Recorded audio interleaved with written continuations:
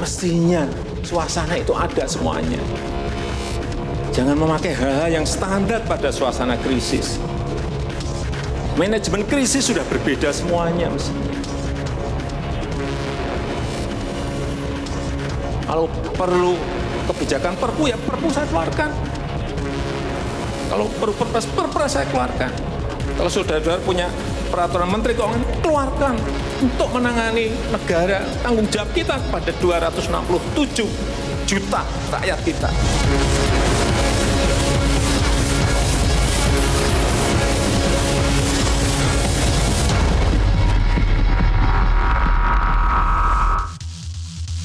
Pemirsa, selamat malam. Anda menyaksikan Prime Talk Tajam Mendalam bersama saya Rory Asyari. Pemirsa, Presiden Joko Widodo dengan keras menegur para pembantunya dalam rapat Kabinet Paripurna pada tanggal 18 Juni yang lalu.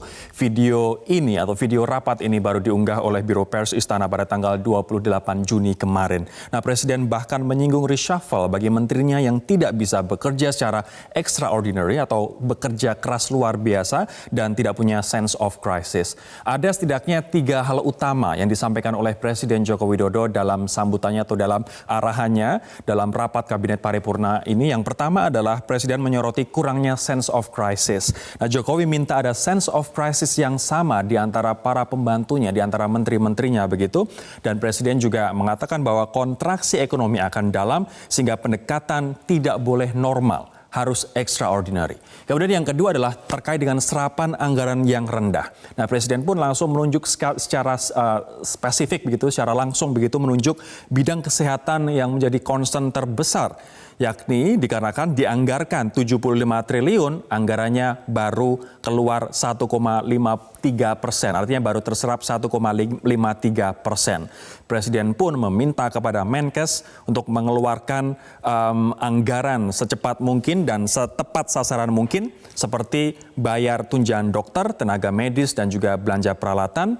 Kemudian bansos juga garis bawahi oleh Presiden. Presiden mengatakan saat ini penyalurannya sudah lumayan, tapi lumayan saja belum cukup, begitu harus extraordinary. Kemudian stimulus ekonomi segera bisa masuk ke UMKM dan jangan biarkan UMKM mati terlebih dahulu baru stimulus ekonomi itu keluar. Presiden juga mengatakan bahwa tidak ada progres yang signifikan sejauh ini terkait dengan stimulus ekonomi.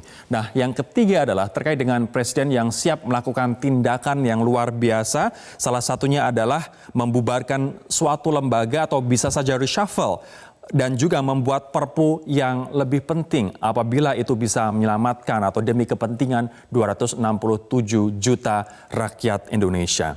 Nah, terkait dengan sikap Presiden ini juga menjadi perbincangan yang sangat ramai, tidak hanya di media namun juga di media sosial.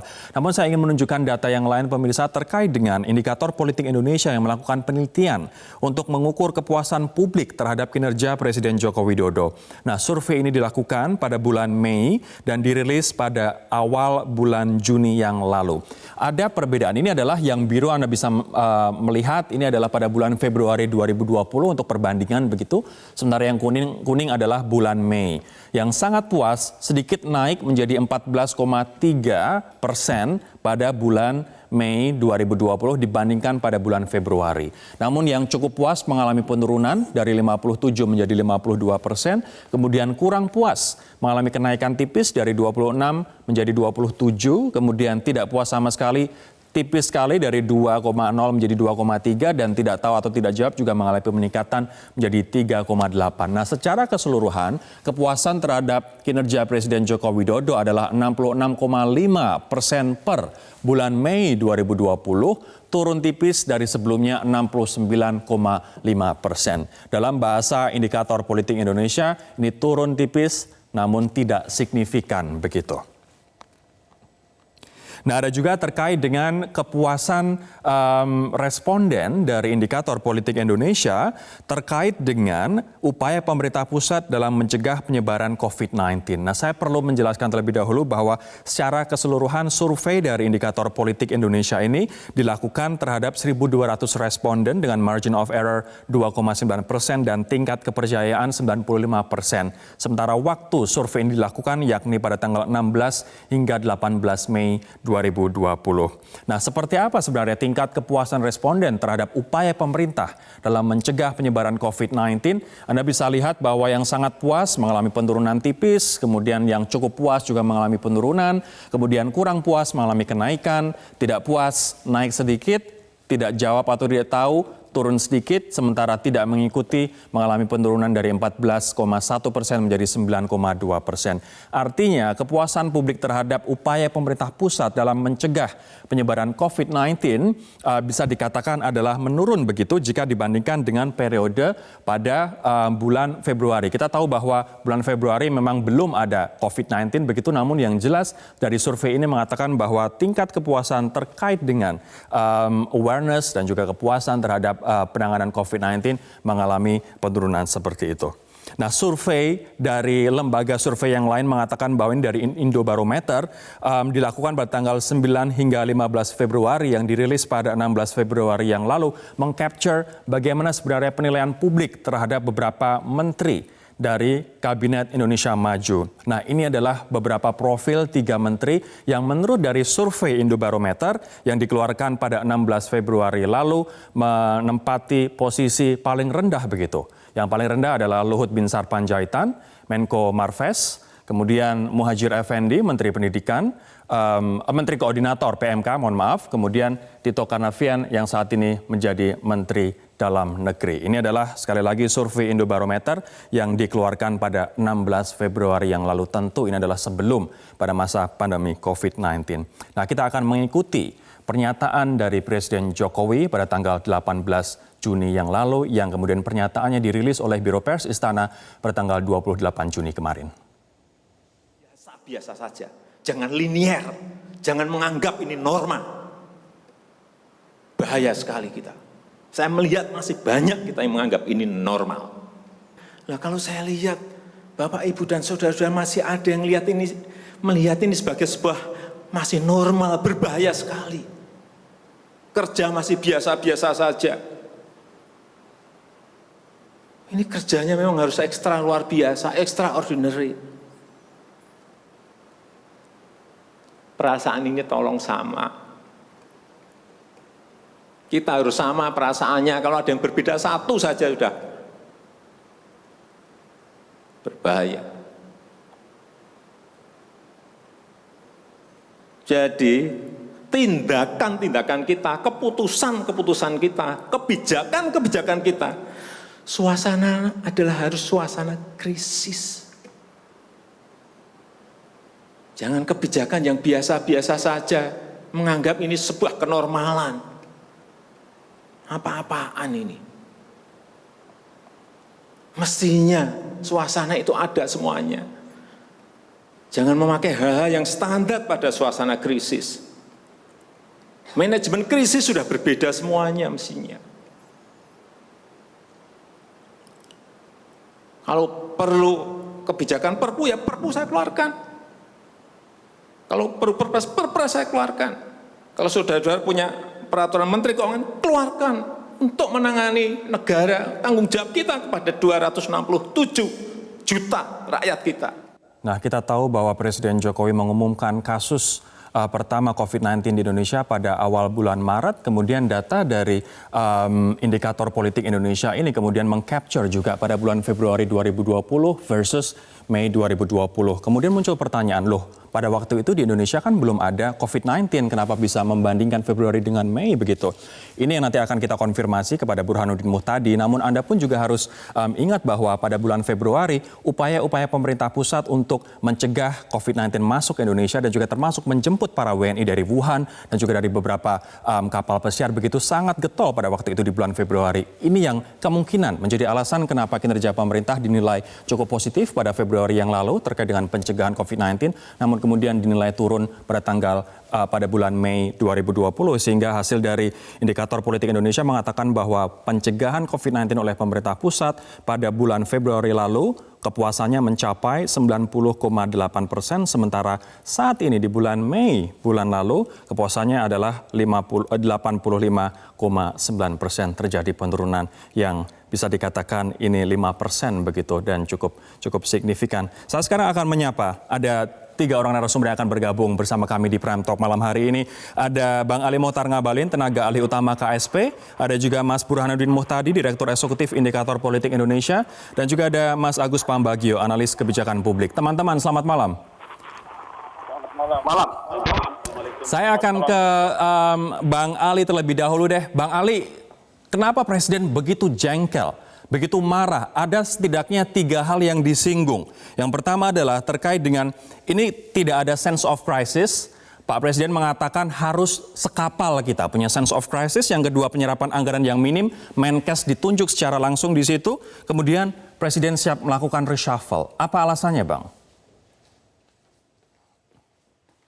Paling pertama yang harus kita tangkap secara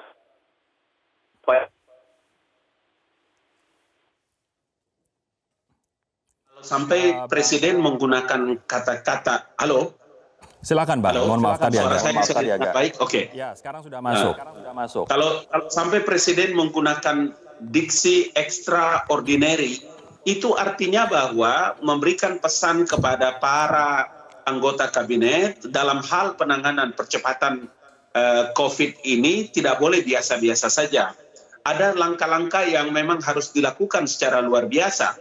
Kita tahu bahwa anggaran pendapatan belanja negara, Undang-Undang APBN kemarin itu kan sampai keluarnya Perpu nomor 1 itu karena dilakukan refocusing terkait dengan penggunaan anggaran pada masa darurat seperti itu. Seperti juga kita tahu bahwa Perpu itu kan terbit karena kewenangan Presiden dalam secara subjektivitas melihat satu keadaan yang darurat. Sehingga dalam menghadapi masa pandemi ini jangan dianggap biasa-biasa. Harus kita punya ruh yang sama, kita punya semangat yang sama untuk bisa menghadapi pesan. Pesan itulah yang saya kira mesti ditangkap apa yang dimaksudkan oleh Bapak Presiden. Bang Ali, kemudian publik bertanya, memang siapa yang tidak punya sense of crisis itu? Iya, paling tidak begini. Kalau dilihat dari, saya katakan kenapa saya memulai dari perubahan anggaran pendapatan belanja negara, karena itu kan dilakukan refocusing. Artinya dari perubahan anggaran itu, maka penyerapan anggaran yang sekarang ada di kementerian lembaga itu, Bapak Presiden berkali-kali bilang, jangan takut gunakan itu anggaran untuk memberikan pelayanan kepada masyarakat. Karena apa? Dia membutuhkan itu sekarang, maka kalau Presidennya berani, kenapa Bapak Ibu anggota kabinet tidak berani melakukan satu tindakan-tindakan yang luar biasa dalam memberikan pelayanan kepada masyarakat? Itu pesannya sebetulnya, Mas Ruri. Apakah salah satu yang dimaksud tidak punya sense of crisis ini adalah Menteri Kesehatan yang kementeriannya punya anggaran 75 triliun namun ternyata baru dicairkan 1,53%? Ya, umpama seperti beliau mengatakan tentang penanganan kesehatan. Tentu saja bahwa dari alokasi anggaran yang ada ini diharapkan bahwa dengan anggaran yang begitu besar tentu akan bisa memberikan pelayanan yang jauh lebih cepat kepada masyarakat. Begitu juga mungkin tentang pembagian bansos dan lain-lain sebagainya ya. Saya kira pesan ini yang harus kita mengerti sehingga Presiden sejak awal menghendaki agar rakyatnya tidak boleh terkapar. Rakyatnya tidak boleh lapar. Dan rakyatnya tidak boleh terpapar dari COVID ini. Sehingga kenapa beliau menggunakan diksi jangan sampai sudah terkapar, sudah menderita, sudah setengah mati baru kita bantu. Tidak ada gunanya. Poin inilah yang saya kira menjadi motivasi terpenting yang memberikan dorongan kepada Bapak Ibu para Menteri untuk bisa melaksanakan tugas-tugas penting yang dimaksudkan oleh Bapak Presiden. Mas Burhan, nampaknya ini adalah satu dari tidak banyak kesempatan Presiden begitu jengkel, begitu marah sampai mengatakan extraordinary measure atau bahkan reshuffle. Apa yang membuat Presiden marah menurut Anda, Mas? Kemarahan di internal rapat kabinet dengan kemarahan yang diumbar ke publik jelas secara politik maknanya berbeda. Kalau kita lihat, kemarahan Presiden itu disampaikan di rapat kabinet yang dilakukan secara terbatas di tanggal 18 Juni. Tetapi diputar ke publik, disampaikan kepada publik itu di tanggal 28 Juni. Namun saya ada pesan di sana. Pertama, jelas tertundanya kemarahan yang diumbar ke publik itu menunjukkan ada skenario yang sedang dibangun oleh Presiden. Satu, untuk memberi pesan kepada internal kabinet bahwa kemarahan di 18 Juni itu tidak main-main. Jadi ini semacam kode keras. Yang kedua adalah testing the water, persiapan kepada publik bahwa dalam waktu dekat kemungkinan besar terjadi reshuffle. Dan alasannya masuk akal. Jadi kalau kita lihat apa yang disampaikan Presiden itu terkait dengan penanganan COVID yang menurutnya antara beliau sebagai majikan dengan menteri itu tidak dalam satu tarikan nafas yang sama. Jadi Presiden menganggap ada banyak kementerian yang tidak memiliki sense of crisis. Dan itu terkonfirmasi oleh survei. Kalau kita lihat, itu ada gap yang sangat tajam antara approval rating Pak Jokowi dengan approval rating kinerja pemerintah pusat. Jadi Pak Jokowi approval ratingnya turun kurang lebih 3% dibanding bulan Februari sebelum pandemik menghantam, tetapi penurunannya tidak signifikan. Sementara kinerja pemerintah pusat itu signifikan sekali dari 71% menjadi 56%. Nah, di bulan Februari memang belum terjadi wabah pertama. Jadi pertama kali yang terkena positif COVID itu tanggal 2 Maret. Tapi jangan lupa di bulan Februari itu udah ada banyak pemulangan WNI dari Cina dan itu diantisipasi secara baik oleh pemerintah pusat. Saat itu approval rating 71%. Tetapi 3 bulan kemudian anjlok menjadi 56%. Turunnya signifikan. Nah, apa yang membedakan antara approval rating Pak Jokowi yang masih tinggi dengan pemerintah pusat? Dugaan saya memang satu karena masyarakat bisa memisahkan, dua karena efek sarfisan. Nanti saya akan tanyakan ke analis kebijakan publik Mas Agus Pambagio, kenapa bisa approval rating kepuasan akan kinerja pemerintah pusat dengan sosok Presiden Jokowi begitu jauh berbeda, dan mana pos-pos mana saja yang menurut Anda memang harus dievaluasi atau bahkan mungkin di reshuffle. Kami akan membahasnya sesaat lagi, pemirsa, tetaplah bersama kami di Prime Talk. Kita lanjutkan perbincangan, saya akan ke Mas Agus Pambagio. Mas Agus, pos-pos kementerian mana saja yang menurut Anda ini justru malah menjadi beban sehingga tingkat kepuasan terhadap pemerintah pusat anjlok? Begini, kan yang pertama memang kan Pak Jokowi orang Solo ya. Dia sebetulnya tanggal 18 itu dengan harapan besoknya menterinya sudah melakukan extraordinary. Ternyata kan tidak, maka beliau pasti memerintahkan bawahannya melalui Seknek, melalui Biro Istana untuk melepas saja itu di publik. Nah, kalau bagaimana tentu pertama soal ini soalnya pandemi ini kan kesehatan. Jadi pasti Menkes itu harus melakukan sesuatu yang extraordinary.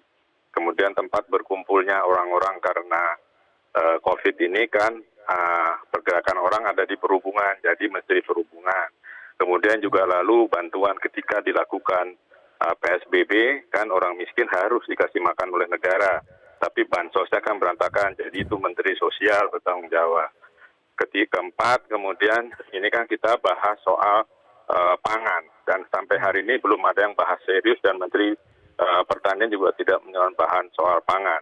Padahal sumber pangan kita beras itu Vietnam dan Thailand sudah melarang berasnya untuk ekspor. Lalu kita bagaimana nanti makan berasnya? Karena semakin rendah ekonomi masyarakat, semakin banyak kita makan beras. Ya, kemudian juga pariwisata, karena ini sektor yang pertama terkena, tetapi sampai hari ini kita tidak tahu apa sebetulnya peta pariwisata yang dibuat oleh Menteri Pariwisata dan Kreatif, kan? Kemudian tentu juga ada Menteri Koordinatornya PMK, kemudian juga ada Menteri Koordinatornya Perekonomian dan Menteri Koordinator Marinvest. Nah, itu semua saya pikir perlu. Nah, kemudian ekonomi, kan Presiden concern pada soal ekonomi. Tentu Menteri Perdagangan, sampai hari ini saya belum dengar apa yang dikerjakan oleh Menteri Perdagangan. Juga misalnya apalagi banyak hal lah ya, tapi itu yang utama, karena pada waktu tahap pertama itu banyak sekali menteri-menteri yang bisa pasang badan, tapi sekarang kayaknya berkurang tentu karena persoalan pandemi dan sekarang sudah masuk pada persoalan ekonomi. Saya sangat khawatir ke depannya ini daya tahan masyarakatnya sangat berkurang. Mas Agus, Anda tadi mengatakan ada Menkes, Menhub, Mensos, Mentan, Menpar, Kreatif, Menko PMK, Menko Perekonomian, kemudian Menko Maritim dan Investasi, dan juga Menteri Perdagangan. Apa yang menyebabkan mereka di mata Anda kurang kinerjanya? Apakah ini dikarenakan mereka yang kurang inisiatif, misalnya ada ego sektoral, atau aturan sebenarnya yang membelenggu mereka untuk berjalan lebih cepat? Semuanya, soal egosentris iya, soal aturan iya. Kan aturan kalau Anda dengar statement-statement saya sejak Februari kan jelas ya bahwa aturannya itu mesti dilaksanakan dan aturannya itu tidak boleh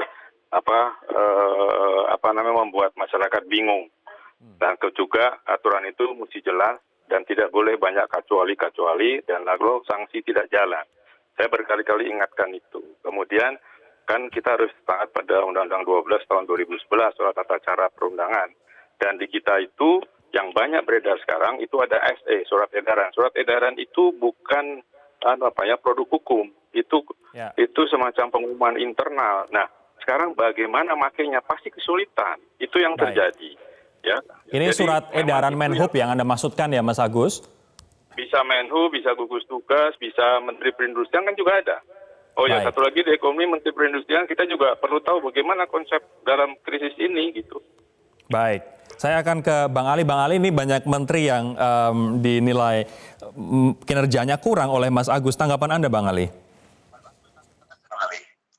Ya, yang pasti bahwa untuk menakar seberapa jauh seorang anggota kabinet melakukan tugasnya dengan baik, kemudian yang bisa melakukan evaluasi itu kan tentu Bapak Presiden yang bisa memberikan penilaian. Tetapi yang saya ingin mengatakan bahwa langkah-langkah yang dilakukan seperti dalam pidato Bapak Presiden mulai dari tanggal 18 Juni kemudian diumumkan kemarin tanggal 28 Juni, itu adalah hal yang saya ingin katakan bahwa dari sisi substansi tentu menjadi penting karena sebagai seorang kepala negara dan kepala pemerintahan, beliau memiliki tanggung jawab penting untuk bisa mendorong para menteri, para anggota kabinet agar bisa lebih cepat, lebih berani dalam mengambil keputusan terkait dalam melakukan distribusi berbagai kegiatan-kegiatan yang langsung memberikan penilaian kepada masyarakat, termasuk di dalamnya adalah penggunaan anggaran yang telah dilakukan dengan melakukan refocusing anggaran pendapatan belanja negara. Sebetulnya itu poin yang menurut saya. Ini ancaman reshuffle seberapa serius dari Presiden? Ya, bagi Presiden, saya kira Presiden sepanjang Republik ini berdiri kan dalam hal resapel kan bukan hal yang tabu, yang itu bisa dilakukan oleh Presiden karena itu menjadi hak prerogatif Presiden. Tetapi ketika kita masuk di situ tentu saya tidak punya kapasitas yang cukup untuk bisa mengemukakan agenda atau poin itu. Yang pasti kita sekarang adalah memberikan informasi kepada publik bahwa ada kegiatan-kegiatan besar yang maka dari awal Bapak Presiden mengatakan yang ada itu adalah visi dan misi Presiden sehingga tidak ada visi misi menteri. Diharapkan agar seluruh kebijakan dan langkah-langkah yang dilakukan oleh para menteri itu mengikuti apa yang dimaui oleh Presiden sebagai kepala pemerintahan dan kepala negara. Dan sekarang kita tahu tidak semua menteri memenuhi apa yang dimaui oleh Presiden. Mas Burhan, dari menteri-menteri yang menurut Anda tidak memenuhi apa yang dimaui oleh Presiden, mana yang justru malah menjadi beban bagi Presiden terkait dengan approval ratingnya di muka publik? Nah, kebetulan saya dan rekan saya dari Harvard, Seth Sonnenberg, itu juga memiliki survei mutakhir, ya, lebih terbaru ketimbang yang tadi dipaparkan oleh Rory, dan sudah jadi semacam working paper. Nah, di survei terakhir itu kami menanyakan approval rating Menteri Kesehatan. Bukan semata-mata pemerintahan pusat secara umum, tapi Menteri Kesehatan dalam penanganan COVID. Dan memang paling buruk gitu ya, approval rating terhadap Pak Terawan. Dan sebenarnya pernyataan Presiden yang disampaikan di bawah 50%. Tapi sebenarnya begini, Rory, yang ingin saya katakan, apa yang disampaikan oleh Presiden di tanggal 18 Juni yang diputar ulang di tanggal 28, menurut saya terlambat. Jadi kalau mau jujur, itu sebenarnya sejak 2 atau bahkan 3 bulan yang lalu, itu beberapa kinerja kementerian tidak cukup cakap. Jadi sense of crisis belum muncul. Jadi menangani wabah pandemik dengan situasi seolah-olah normal. Ini kelihatan sekali kalau kita trace terutama bulan Maret, April, itu pernyataan-pernyataan yang keluar dari kementerian-kementerian itu sekarang menjadi lelucon. Mulai dari pernyataan sulit masuk karena ada banyak birokrasi yang rumit, kemudian pernyataan bisa sembuh sendiri. Jadi ada pernyataan underestimate yang begitu kencang dari sekian banyak kementerian yang kemudian membuat masyarakat kehilangan kepercayaan terhadap kinerja pemerintahan pusat. Baik. Nah, ini yang menurut saya telat untuk direspon oleh Presiden Jokowi karena pernyataan untuk melakukan sikap tegas itu baru disampaikan 3 bulan setelah kedongkolan masyarakat mencapai puncaknya.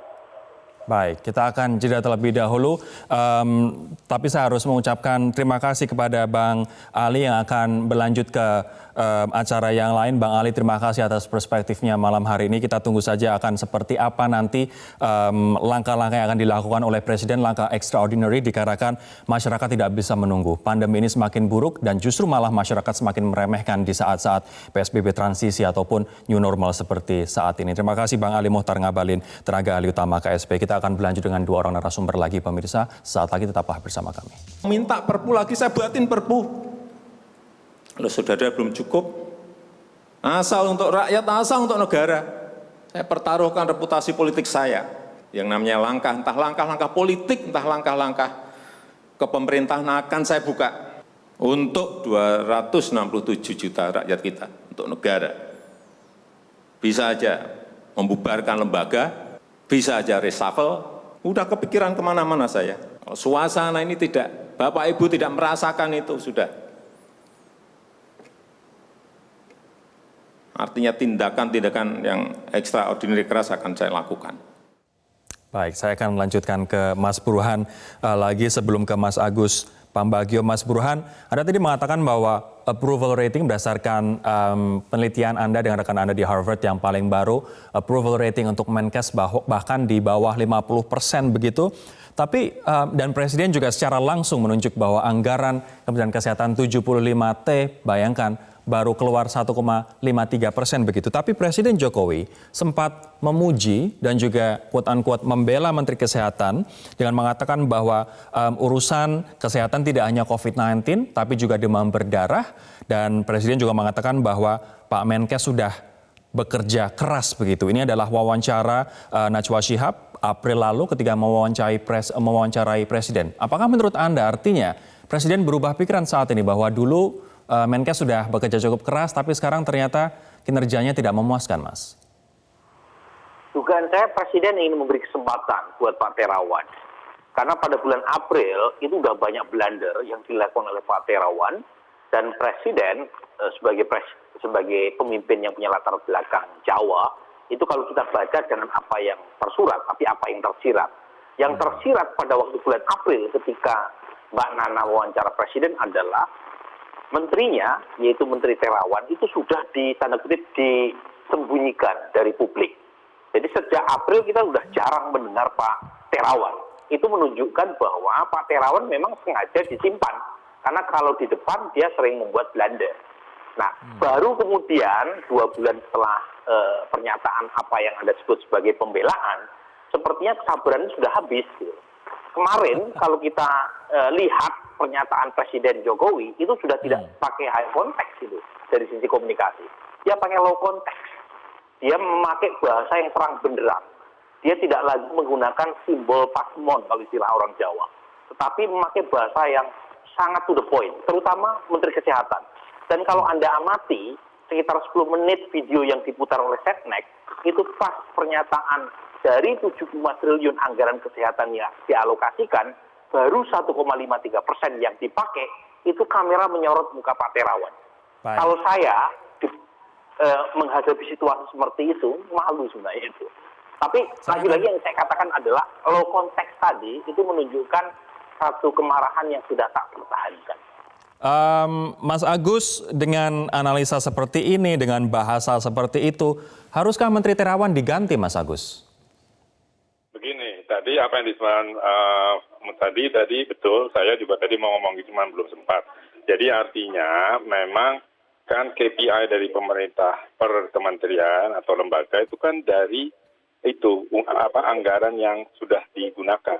Ketika anggaran sudah digunakan di bawah 50%, periodenya terserah, itu indikatornya bahwa itu jelek sekali. Nah, jadi tentu itu menjadi persoalan. Kenapa cuma 1, sekian persen yang baru di disburse? Karena ekonomi berhenti di bawah. Dan juga pengobatan, kemudian itu nakes kan belum diberikan. Padahal Presiden sudah menjanjikan insentif. Bayangkan, Presiden menjanjikan insentif, lalu tidak dapatkan, Presiden bisa dianggap bohong. Kasihan Pak Presiden. Jadi menurut saya memang bawahannya itu yang harus struggling bagaimana cara menerjemahkan kemarahan Presiden di awal dulu. Nah, saya katakan tadi kan sudah, karena Presiden sudah sangat marah, padahal dia ingin ketika dia marah tanggal 18 itu, esoknya Menteri sudah keluarkan semua yang extraordinary. Ternyata tidak. Maka dikeluarkan. Nah, tadinya dokumen itu pasti dokumen terlarang. Tapi sekarang sudah menjadi kebutuhan pinta publik. Nah, ini yang menjadi persoalan. Oh, diganti segera saja. Now or never. Now or never. Mas Burhan setuju? Iya, menurut saya memang tidak ada waktu lagi buat Presiden, ya. Karena pertama begini, waktu makin lama makin bergulir, kalau semakin lama ditahan, momentum publik untuk mengharapkan perubahan gerak cepat, ya, kinerja pemerintah dalam merespon pandemik, itu juga makin lama makin meningkat. Kalau tidak diantisipasi, makin lama makin turun. Dan efeknya itu bisa jadi merembes ke Presiden. Buktinya Presiden sendiri approval ratingnya turun. Jadi kalau kita cek dibanding bulan Februari, approval rating Presiden turun. Meskipun tidak sesignifikan penurunan approval rating terhadap kinerja pemerintah pusat. Itu satu. Yang kedua, jangan lupa Rory, ya, bagaimanapun ini periode terakhir Presiden. Tidak ada lagi kesempatan untuk mengulang atau memberi legacy setelah 2024. Nah, kalau misalnya di periode awal, periode kedua Presiden Jokowi tidak mampu menyelaraskan kinerja kementerian, ini bisa menjadi kutukan periode kedua. Kutukan periode kedua. Baik, terima kasih teman-teman. Kita akan jeda terlebih dahulu. Pemirsa, kami akan kembali dengan segmen terakhir, segmen kesimpulan sesaat lagi. Meninggal langsung bantuan santunnya harus keluar gitu. Jangan sampai prosedurnya di Kementerian Kesehatan betul-betul bisa dipotong. Jangan sampai ini bertele-tele. Kalau aturan di permennya terlalu berbelit-belit, ya disederhanakan. Pembayaran klaim rumah sakit secepatnya, insentif tenaga medis secepatnya, insentif untuk petugas lab ya secepatnya. Kita nunggu apa lagi loh, ininya anggarannya sudah ada. Yang terakhir menurut saya yang paling penting adalah pengendalian yang terintegrasi, pengendalian yang terpadu, sehingga semua kerja kita ini bisa efektif. Nggak ada lagi ego sektoral, ego kementerian, ego lembaga, ego kedaerahan, bagi jalan sendiri-sendiri. Saya kira ini sudah harus kita hilangkan. Membahas terkait dengan masalah kesehatan, terkait dengan percepatan insentif tenaga medis, rumah sakit dan juga laboratorium, Presiden dalam rapat kabinet hari ini tadi di video yang baru saja Anda saksikan juga menyinggung terkait dengan jangan lagi ada ego sektoral, ego antar lembaga, ego antar kementerian. Saya akan ke Mas Agus, karena Mas Agus, ego sektoral seperti apa yang Anda lihat selama ini justru menghambat percepatan penanganan COVID-19, Mas? Banyak. Yang saya ingat pertama munculnya SE nomor 4 kalau saya tidak salah dari Menteri Perindustrian tentang memberikan izin kepada industri sektor industri tertentu. Nah, padahal karena masih buka, kan ini PSBB mulai berjalan pakai pergub. Ketika sedang berjalan, KRL kan penuh sekali. Kenapa masih penuh? Karena industri-industri masih diizinkan buka. Ketika ditindak oleh gubernur, itu semua industri menunjukkan surat izin dari Menteri Perindustrian. Nah, itu kan kacau. Bagaimana bisa? Tapi yang disalahkan adalah angkutannya, si KRL-nya. Jangan begitu dong. KRL penuh gitu karena orang masih diizinkan bekerja. Coba tidak diizinkan. Tidak ada yang naik seperti itu. Itu satu. Kedua juga soal ketika angkutan lebaran dan PM18, kemudian PM25, itu diumumkan oleh Menteri Perhubungan bahwa sudah dilonggarkan. Sehingga orang yang mau lebaran boleh pulang, persepsi dari masyarakat. Sementara itu adalah SE dari gugus tugas. Gugus tugas Pak Doni baru mengumumkan sore jam 5. Tapi pagi itu di DPR Pak Menhub sudah bicara. Sehingga Pak, program menghentikan atau melarang orang mudik gagal total.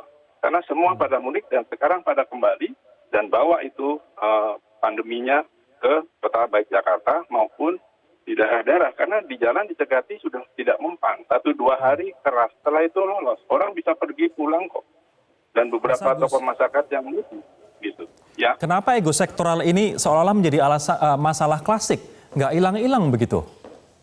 Betul, itu tadi karena mungkin saya nggak tahu para pimpinan kementerian dan lembaganya itu ingin menunjukkan pada atasannya, pada presiden bahwa dia bekerja.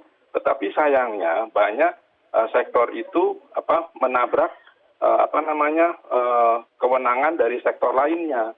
Itu tadi untuk urusan pandemi kan urusan gugus tugas sudah perintah presiden langsung.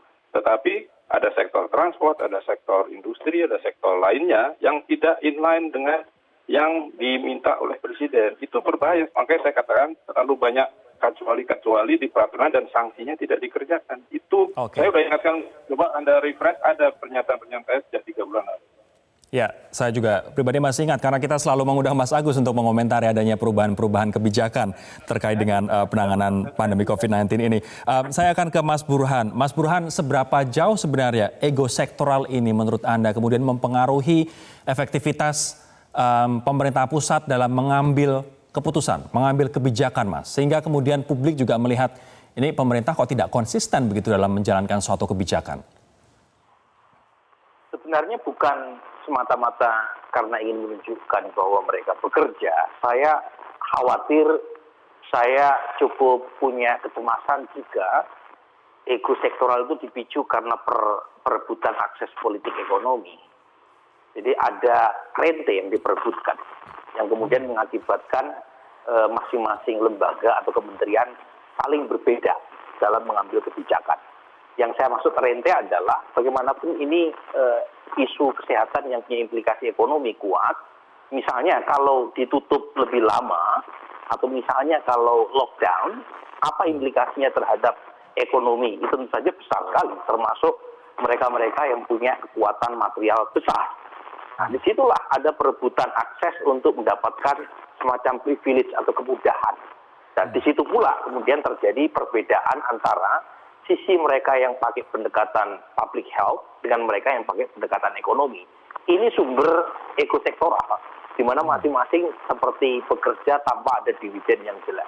Nah, implikasinya tentu saja adalah kepada presiden, karena presiden orang tidak mau melihat hal-hal yang detail seperti yang tadi diulas, ya. Tetapi mereka, ya. Artinya visi menteri masih ada di kabinet ini. Kan kita tahu adanya visi presiden, tapi ternyata visi menteri, apakah menurut Anda malah justru semakin kelihatan di saat ini? Ya, memang menteri kan masing-masing punya cara sendiri untuk menafsirkan visi presiden. Tetapi ketika yang kelihatan justru masing-masing menteri jalan dengan agendanya sendiri-sendiri, maka orang bisa melihat satu, presiden tidak mampu untuk mengamankan atau mengkoordinasi kementeriannya. Jadi kesan yang muncul justru bisa buruk buat presiden. Itu satu. Yang kedua, orang tidak mau melihat hal-hal yang sifatnya kecil-kecil atau hal-hal yang sifatnya terlalu detail. Orang melihatnya pada siapa yang bertanggung jawab di situ. Makanya saya mengatakan, karena sudah ada pernyataan yang sangat keras dari presiden, jangan sampai orang Jawa yang bilang, gede gruduke rono udane, gitu ya. Terlalu besar petirnya, halilintarnya, tetapi nggak ada hujannya. Nah, kalau misalnya itu yang terjadi, maka presiden lagi-lagi yang kena. Karena dianggap hanya sekedar mengeluarkan gertak sambal. Singkat saja Mas Agus, ini kalau secara dalam artian presiden, popularitasnya turun sangat tipis, namun tingkat acceptance dari pemerintah pusat turunnya signifikan. Apa saran Anda untuk pemerintah pusat? Ya, untuk sekarang sih tentu kan kita harus percaya pada presiden, dan ucapan presiden harus segera dilakukan. Seperti saya katakan tadi, now or never. Karena kita publik perlu tahu bahwa prestasi presiden bisa dipercaya gila naik, dan ini sudah jelas visi presiden. Jadi kalau pembantunya tidak bisa membantu supaya presiden ratingnya atau apalah itu lebih baik, ya menurut saya sulit lah. Ya kan, ini kesusunan kabinet yang sekarang berbeda jauh dengan yang jilid pertama dulu. Karena kurang banyak yang berani pasang badan untuk membela presiden. Artinya reshuffle now or never menurut Anda ya. Terima kasih Mas Agus Pambagio, analis kebijakan publik, dan juga Mas Burhanuddin Muhtadi, Direktur Eksekutif Indikator Politik Indonesia, dan juga Bang Ali Mohtar Ngabalin, tenaga ahli utama KSP tadi yang telah bergabung bersama kami di 2 segmen awal. Semoga perbincangan kami malam ini bermanfaat pemirsa. Terima kasih atas kebersamaan Anda. Saya Rode Asyari undur diri. Sampai jumpa.